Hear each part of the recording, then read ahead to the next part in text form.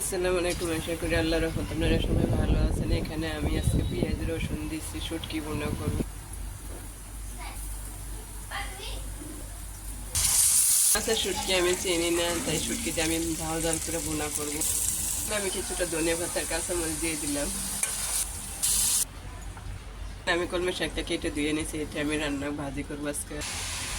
শাকটা আমি করবো, এখানে পেঁয়াজ রসুন কাঁচামরিচ শুকনো মরিচ দিচ্ছি, বাদামি কালার হয়ে আসলে আমি ভাজি করবো, শাকটা দিয়ে দিব।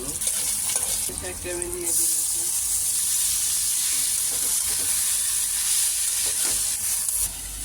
এই যে আমার শুটকির ভুনা আর এইখানে শাক ভাজি। এখন আমরা সবাই খাবো, একসাথে পরিবেশন করলাম। সবাই ভাত বাড়ছে প্লেটে প্লেটে। আমার ছোট্ট বেবিটা খাইতেছে শাক ভাজি দিয়ে ভাত খাইতেছে, আমরা সবাই ভাত খাইতেছি। শুটকির ভুনা করছি, শাক ভাজি করছি। আজ এই পর্যন্ত। ভালো লাগলে আপনারা শেয়ার করেন, লাইক করেন, শেয়ার করেন, আমার জন্য দোয়া করেন। আসসালামু আলাইকুম।